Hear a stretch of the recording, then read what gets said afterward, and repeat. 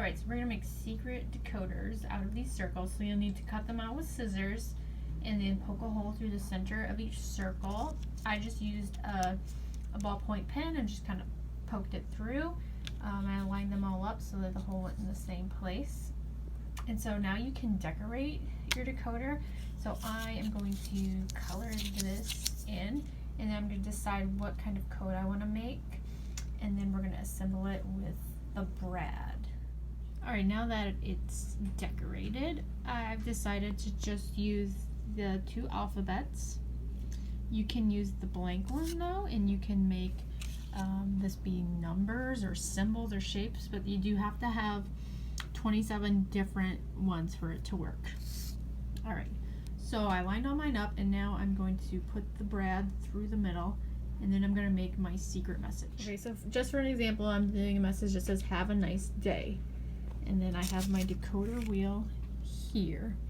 So now I have to decide what my code is going to be.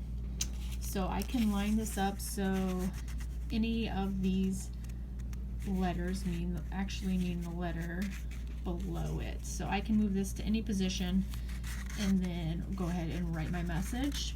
So let's move it a little bit more. Alright. So I'm going to find the H, and so my code is going to be Y. So let's do Y. And then I have to find my A, so R.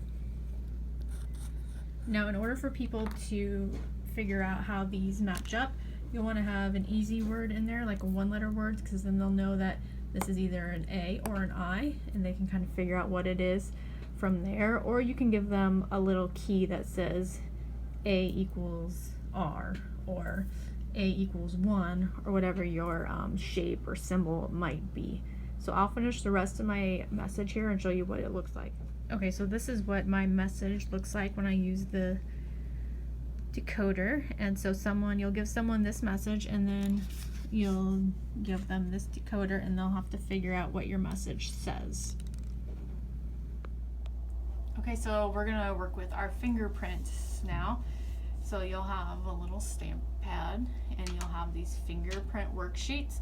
And so you can go ahead and get your own fingerprints. You'll do each finger on both of your hands, and then you'll want to find someone else in your family and do theirs as well, so that way you can compare and contrast your fingerprints. And then if you really want to solve a mystery, you can have someone leave their fingerprint on a piece of paper, and then have someone try to guess who was the culprit. So you just put your finger on the pad, press it in there. This is my right hand and my index finger. You press it down on there. So you'll have different colors that'll probably show up better. So you'll do that for each of your fingers, wash your hands, and then you can do that for someone else in your family as well.